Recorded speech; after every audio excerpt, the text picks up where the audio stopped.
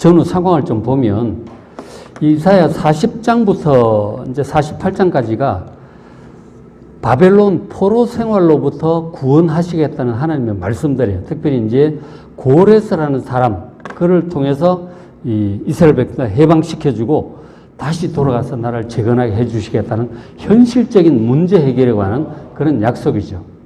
구원자로서 이 고레스라는 사람을 말씀을 하셨어요. 그리고 이어지는 49장부터 57장까지가 이 구원의 영역이 좀 확대가 돼요. 확대가 되어서 그러니까 나라 회복이라고 하는 현실적인 그런 영역에서 더 벗어나서 더 후일에 여호와의 종을 보낼 것이다. 이 고레스와 같은 그런 구원자, 여호와의 종을 보내서 열방에 흩어진 하나님의 백성들을 죄와 사망으로부터 구원하시겠다는 거예요. 그렇게 말씀하신 내용이 49장부터 57장입니다. 그러니까 여호와의 종 메시아죠. 그를 통한 이 구원에 관한 말씀이 49장부터 57장까지 나와요. 그러니까 예수님에 관한 예언이죠. 장차 오실 예수님에 관한 예언. 그러니까 저 말씀이 지금 예수님보다 700년 전이니까 700년 전에 하나님께서 장차 올 이 구원자 메시아에 관해서 집중적으로 말씀을 하십니다. 거기 보면은 이사야 53장 그가 찔림은 우리의 허물, 우리의 죄악 때문이다. 그가 찔림으로 우리가 사함을 받고 용서함을 받는다는 그 말씀도 이사야 53장 저 부분에 포함이 되어 있는 것이죠. 그래서 오늘은 여호와의 종 메시아를 통한 구원이 시작되는 그 49장 말씀을 오늘 함께 좀 보려고 합니다. 49장 1절 보면 섬들아 내게 들으라 먼 곳 백성들아 귀를 기울이라 이렇게 시작을 해요. 그러니까 그동안 이스라엘의 회복에 대해서 얘기를 하다가 지금은 이제 섬들, 먼 곳 백성들, 온 세상에 흩어져 있는 이방 백성들을 향해서 지금 하시는 말씀들이죠. 그 누가 하는 말이에요? 화자가 말하는 사람이 메시아예요. 메시아가 지금 이렇게 말을 하는 것이죠. 그 지금 이제 700년 전에 이런 예언을 이사야 선지자를 통해서 하고 계시는 것이죠. 구체적인 것은 메시아가 이런 말을 한다 하는 것이죠. 그 메시아가 온 세상 백성들을 향해서 귀를 기울이라고 말을 하고 있죠. 그 메시아에 관한 예언이 이렇게 시작이 되는데, 자 보시면은 뭐라고 얘기를 하느냐면 여호와께서 내 어머니의 복중에서부터 내 이름을 기억하셨다고 얘기를 해요. 그 배에서부터, 그러니까 태어나기도 전에 이름이 벌써 주어졌다고 하는 거예요. 이것은 결국 예수님께서 보시면은 마태복음 1장 21절에 예수님 태어나시기도 전에, 잉태하기도 전에 마리아에게, 어머니 마리아에게도 가브리엘 천사 찾아가고 그 아버지 요셉에게도 찾아갑니다. 그래서 하는 말이 아들을 낳으리니 이름을 예수라 하라. 이름을 벌써 지어준 거예요. 임신하기도 전에. 이는 그가 자기 백성을 그들의 죄에서 구원할 자다 하는 거죠. 예수라는 말이 구약의 여호수아하고 똑같은 말이에요. 헬라로 번역해서 하면 예수가 되는 거죠. 그러니까 자기 백성을 죄에서 구원할 분, 바로 그 예수라고 하는 그 이름을 그 아기에게 태어나기도 전에, 임신하기도 전에 이미 지어주셨던 것이죠. 저런 이제 예언을 하셨던 거죠. 그 다음에 이제 이사야 49장 2절에 보면 내 입을 날카로운 칼같이 만드셨다. 이렇게 말씀을 해요. 입이 날카로운 칼 같다는 말이 무슨 말일까요? 입에서 뭐 칼이 나오나? 무슨 말일까요? 저것을 보면 나중에 이제 예수님이 실제로 재림하실 때, 계시록 3장에도 그런 말씀이 있지만, 재림하실 때 19장 15절에 그렇게 표현을 하고 있어요. 그의 입에서, 재림하시는 그 예수님의 입에서 예리한 검이, 칼이 나온다는 거죠. 그래서 그것으로 만국을 칠 것이다. 친히 그들을 철장으로 다스릴 것이다. 이렇게 말씀을 합니다. 그러니까 예수님 입에서 나오는 이 심판의 말씀이 칼과 같이 모든 악한 자들을 치실 거라고 하는 그런 말씀인 것이죠. 예리한 말씀.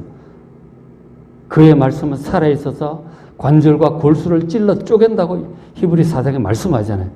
예수님 말씀이 그런 거예요. 칼과 같이 우리의 영혼의 모든 죄악된 것들, 더러운 것들 다 잘라내시는 것이죠. 심판하시고 악한 자들을 징벌하시는 그런 칼과 같은 말씀이, 능력의 말씀이 그 입에서 나올 것임을 이사야 선지자 그 시대를 통해서 이미 예언을 하고 있습니다. 그럼 3절에 내게 이르시되 너는 나의 종이다 그러죠. 그 메시아가 예수님의 종으로 오신 것이죠. 종으로서 하나님의 뜻을 시행하기 위해서 그렇게 오시는 것이죠. 그리고 이제 메시아가 계속 얘기를 합니다. 49장 4절에 나는 말하기를 메시아가 700년 전에 이런 독백을 지금 하고 있다고 이사야 선지자가 얘기를 하고 있는 거죠. 나는 말하기를 내가 헛되이 수고하였으며 무익하게 공연히 내 힘을 다하였다. 그러니까 애를 쓰고 수고하는데 헛된 수고, 효과가 없어. 무익하게 공연히 힘을 다하는데 효과가 없어요. 메시아가 단식을 하는 거죠. 애를 쓰는데 사역이 효과가 없다고 하는 거예요. 그런데 이제 그럼에도 불구하고 그 메시아가 하는 말이 참으로 나에 대한 판단이 여호와께 있느냐, 내가 바르게 하고 있는지 잘하고 있는지 잘못하는지 하나님께서 아신다. 하나님의 판단만 바라보면서 어쨌든 계속 한다고 하는 그런 이제 메시아의 독백인 것이죠. 애는 쓰는데 효과가 별로 없다 하는 그런 이제 탄식을 해요. 실제 복음서를 읽어보시면 특별히 이제 마태복음 11장 같은 경우에 이렇게 보시면은 예수님께서 주로 북쪽 갈릴리 가브나움에 지내시면서 복음을 많이 전하잖아요. 많은 말씀들을 하시고 천국 말씀을 하시고 회개하라고 하시고 그들의 병도 고쳐주시고 귀신도 쫓아주시고 많은 것들을 하셨어요. 사람들이 듣질 않아. 회개를 안 해요. 예수님보다 설교 잘하는 분이 누가 있겠어요? 예수님보다 능력 있는 분이 누가 있겠어요? 그런데 회개를 안 하는 거죠. 예수님 탄식을 하시면 그러니까 막 뭐라고 그러시죠? 이 고라신과 벳세다야 너희들의 행한 이 말씀과 기적을 내가 전에 소돔과 고모라에게 행하였더라면 그들이 벌써 회개했을 것이다. 예수님 탄식을 하시면서 이런 말씀으로 하나님께 기도를 해요. 11장 25절 아버지야 이것을 이 복음을 지혜롭고 슬기 있는 자들에게 숨기시고 잘났다 그런 사람들 바리새인들 제사장들 이런 사람들은 예수님 말씀 듣고도 깨닫지를 못합니다. 계속 예수님을 배척을 해요. 그러나 오히려 어린 아이들에게 나타냅니다. 정말 어린아이와 같은 마음으로 그대로 믿고 따르는 자들 예수님의 제자들과 그런 사람들이 있었잖아요. 그들이 오히려 이 복음을 듣고 기뻐하고 예수를 믿고 받아들이는 거예요. 그러니까 정말 지혜롭고 설기 있다고 하는 자들은 듣지를 않는 거죠. 거절하고 오히려 예수님을 미워하고 죽이려고 그러는 거죠. 안식일을 어긴다 그러고 스스로 하나님의 아들이라고 하니 이건 신성모독이다. 자꾸 죽이려고 드는 거죠. 진짜 하나님의 아들이신데. 그 메시아가 예수님이 저런 탄식이 복음서에 보면 많이 있죠. 많이 있어요. 참 안타까운 심령을 저렇게 이사야 선지자를 통해서 미리 메시아의 사역이 예수님의 전도를 통해서 수많은 사람들이 회개하고 돌아올 것 같은데 그러지 못했어요. 그렇게 많지 않았어요. 참 그건 지금도 마찬가지다 하는 거죠. 어느 시대나 참 저래요. 하나님의 정말 은혜가 필요하죠.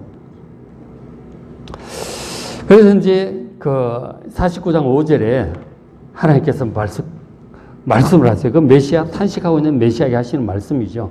49장 5절 이제 여호와께서 말씀하시나니 네가 이 하나님께서 메시아에게 하는 말이에요. 네가 나의 종이 되어서 야곱의 지파들을 돌아오게 할 것은 매우 쉬운 일이다. 이스라엘 백성들이 결국은 돌아올 것이다. 유대인들이 돌아올 것이다. 지금 헛된 수고하고 있다는 메시아 하나님의 판단만 기다린다는 메시아에게 하나님께서 위로하시는 거죠. 네가 나의 종이 되어 이스라엘 지파들을 돌아오게 하는 것. 이거는 매우 쉬운 일이다. 그게 다가 아니다. 너를 이방의 빛으로 삼을 것이다. 온 세계 열방에 있는 하나님의 흩어지는 이방인들과 하나님의 백성들의 빛으로 삼아서 이방인들 빛이 될 것이다. 그래서 나의 구원을 너를 통해서 베풀어서 땅 끝까지 이르게 될 것이다. 너의 그 사역이 이스라엘 백성뿐만 아니라 너를 통한 하나님의 구원이 땅 끝까지 갈 것이라고 하나님께서 메시아를 위로하시는 거예요. 아마도 예수님께서 탄식하시면서 사역이 잘 안 되고 사람들이 거절당하고 막 미워하고 죽이려고 들고 할 때 이런 말씀을 붙들고 예수님께서도 붙들고 가셨을 거라고 생각이 돼요. 이런 것을 미리 지금 얘기를 하신 거죠. 근데 결국은 예수님의 그 구원이 땅끝까지 이를 것이고 이방인들의 빛이 될 것이다 그러셨어요. 요한복음 보면은 예수님께서 종종 얘기를 하셨죠. 내가 세상의 빛이다. 내가 세상의 빛이라고 말씀을 하셨죠. 실제로 이제 빛으로 오신 거거든요. 우리를 구원하는 빛이에요. 구원의 길로 인도하는 빛이란 말이에요. 7절에 그래서 결국은 여호와께서 사람에게 멸시를 당하는 자, 바로 메시아를 가리키는 거죠. 멸시를 당하고 뭐 미쳤다 그러고 막 그랬잖아요.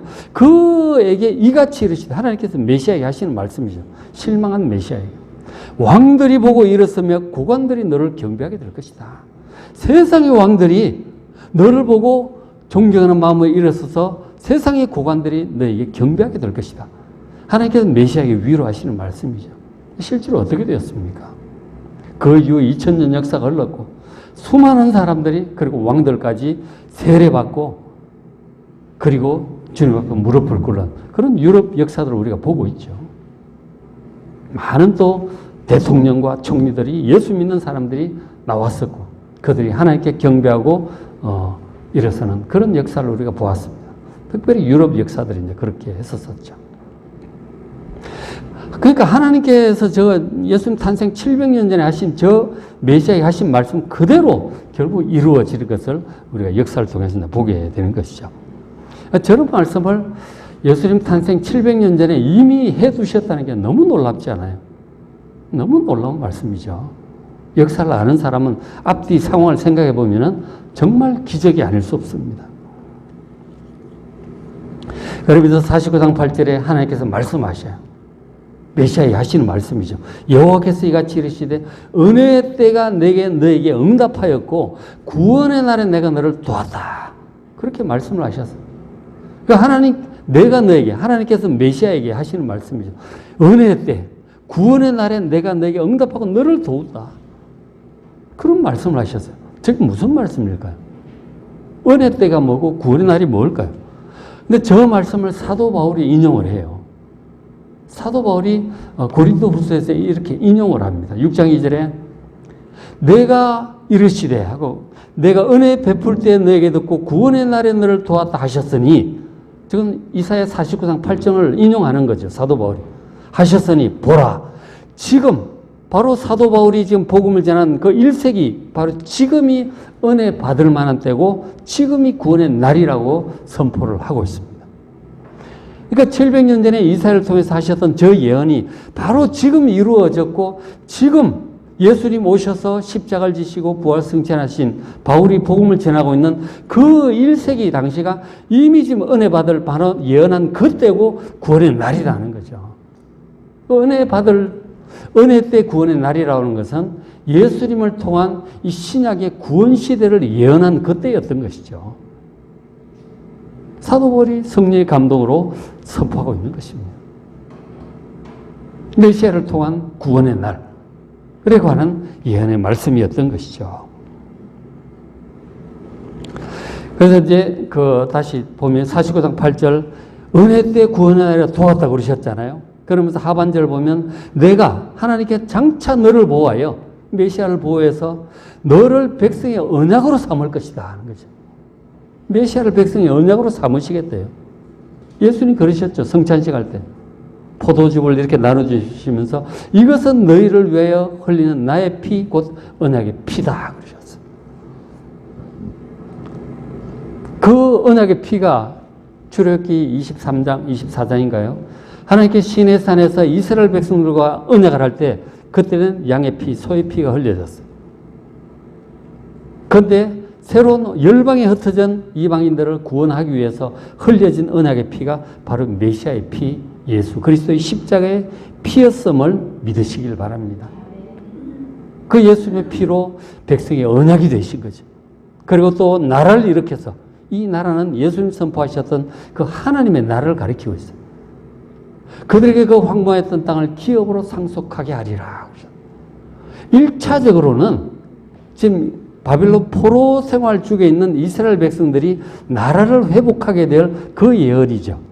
그리고 더 나아가서 그 장차올 메시아를 통해서 이 황무해진 이 세상, 죄로 인해서 황무해진 이 세상을 다시 회복시키시고 새하늘과 새 땅으로 회복시키시고 그 땅들을 하나님의 택하신 백성들이 영원한 기업으로 상속받게 될 것임을 믿으시길 바랍니다.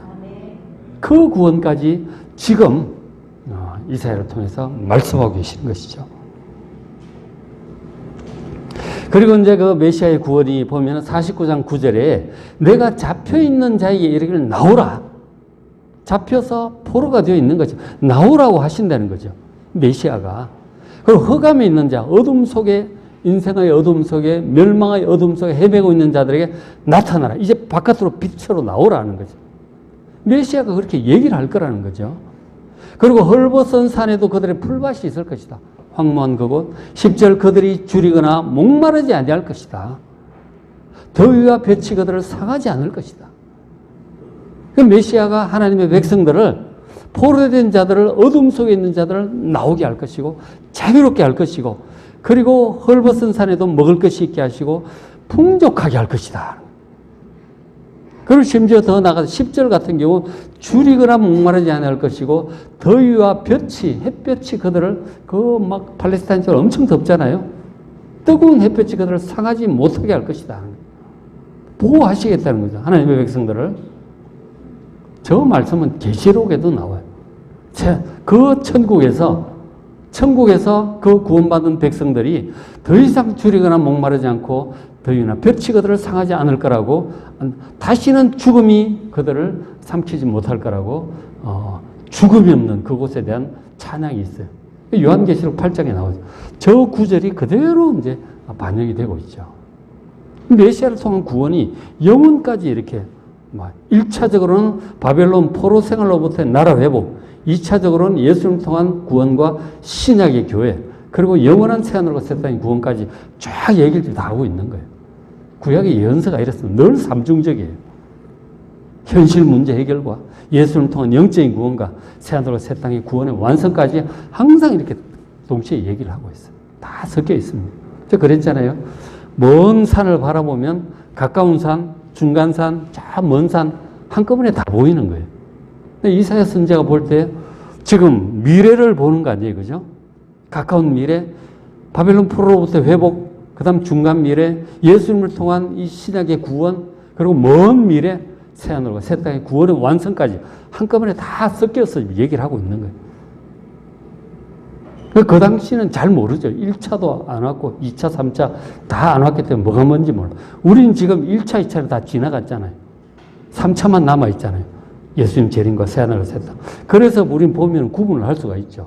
아, 이건 바벨론 나라 회복이구나. 이건 예수님 통한 신약의 구원이구나. 이거는 종말의 구원이구나. 다 섞여 있는 거예요, 예언서가. 이사야도 그렇고 예레미야, 에스겔, 다니엘 다 그래요. 잘 보셔야 됩니다. 예언서는 그래요. 그래서 이제 제가 쭉 이제 다 했거든요. 쭉 했으니까 유튜브에 해당되는 날 찾아보시면 앞뒤 상황을 좀 볼 수가 있습니다. 잘 좀 봐가면서 예언서들을 잘 좀 보시길 바랍니다. 그리고 이제 하시는 말씀이 끝에 이는 그들을 긍휼히 여기시는 이가 우리가 죄 가운데서 고소가 힘들잖아요. 불쌍히 여기시는데 이가 그들을 이끌되 우리 구원받은 하나님의 백성들을 이끄는데 샘물 근원으로 인도할 것이다 하는 거죠. 예수님 그러셨잖아요. 오셔서 내가 주는 물을 먹는 자는 그 속에서 영원토록 솟아나는 샘물이 될 것이다.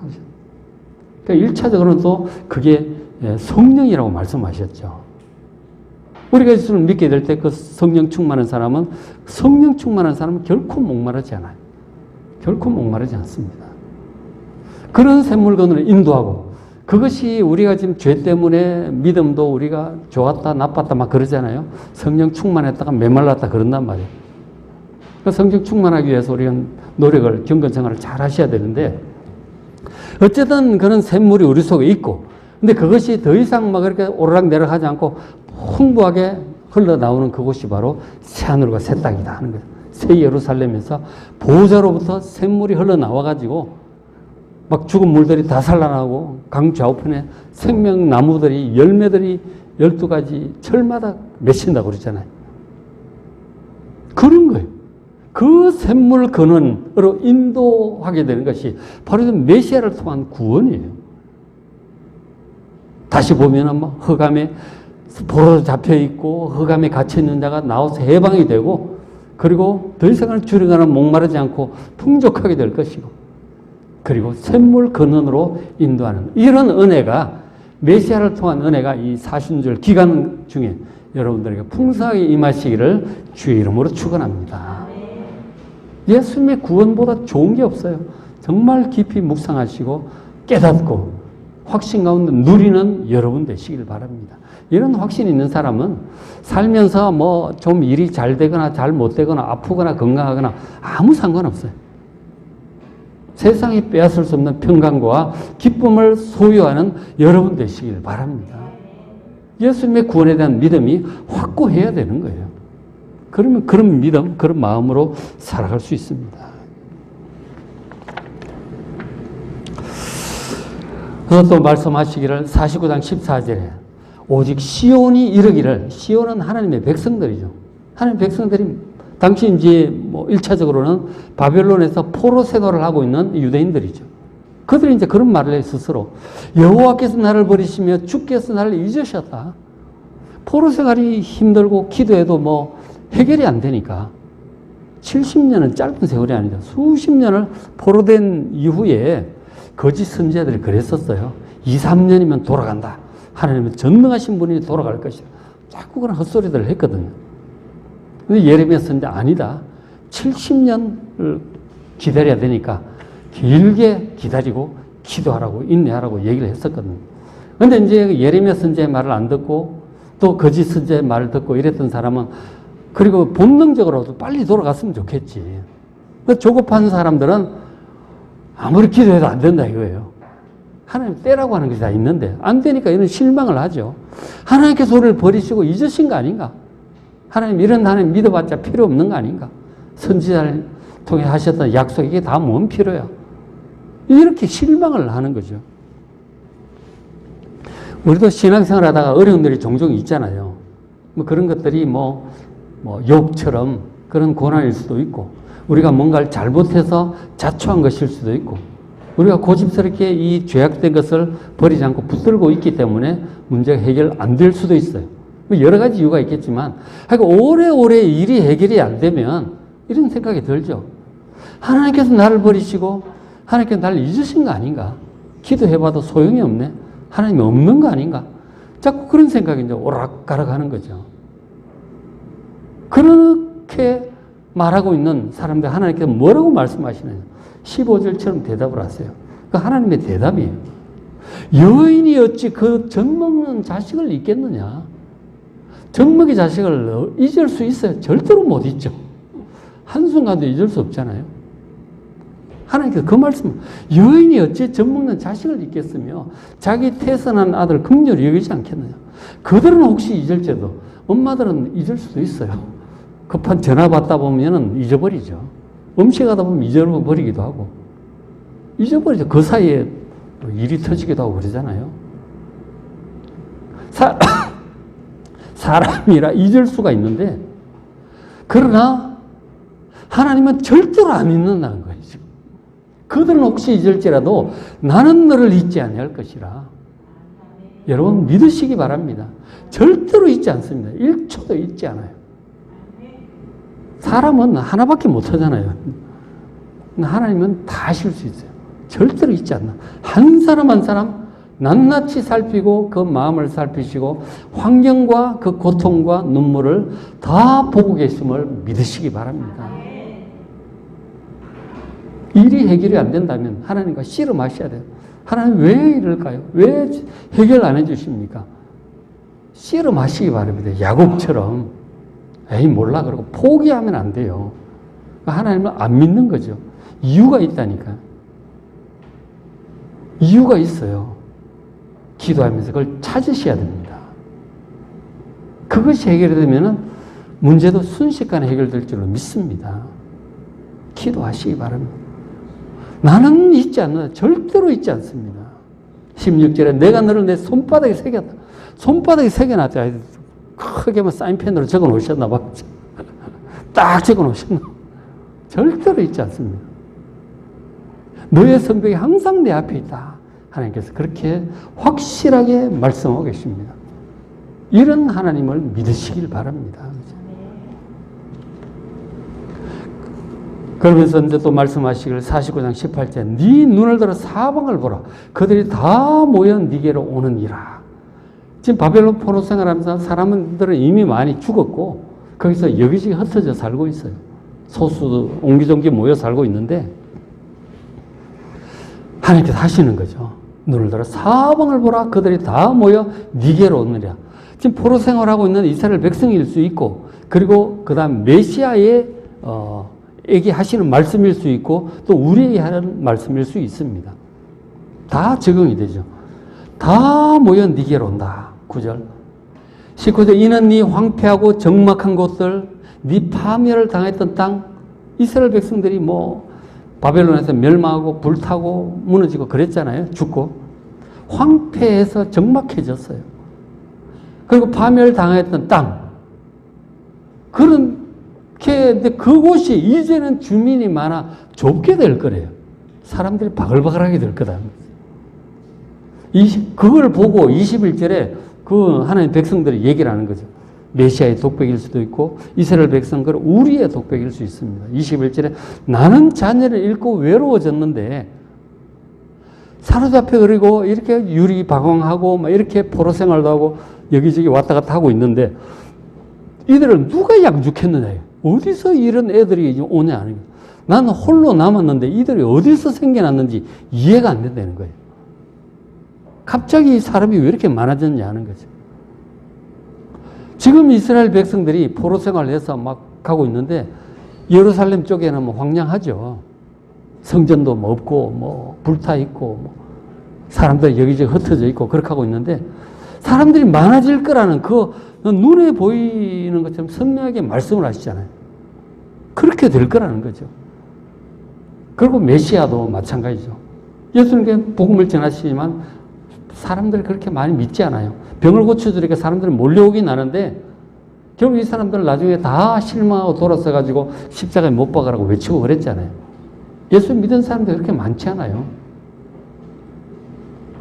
예수님 십자가에 못 박아 죽여라 그러고 막 소리 지르고 예수님 죽으신 다음에 제자들이 숨어서 기도하는데 그 120명 정도 기도했다고 그러잖아요. 마가의 다락방에서. 별로 안 남은 거예요.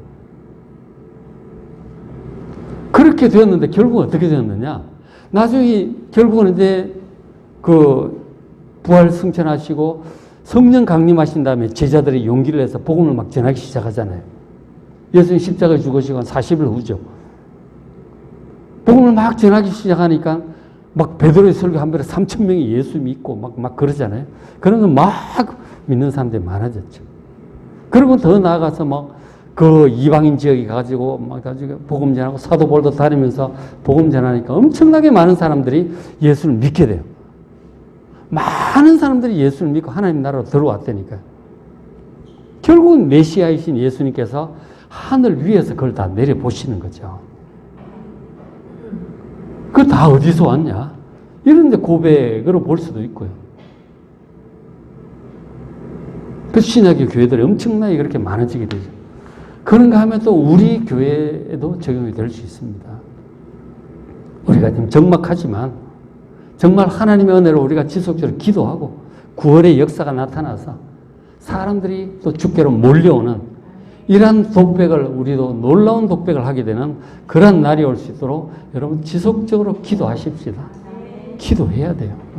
하나님 약속을 의지해서 바벨론 포로 생활하던 이스라엘 백성들처럼 우리도 기도하고 하나님의 구원의 역사가 이 메시아를 통해서 사방으로 퍼져나가고 사람들이 구원 얻는 놀라운 역사가 일어날 수 있도록 우리 함께 지속적으로 기도할 수 있기를 바랍니다.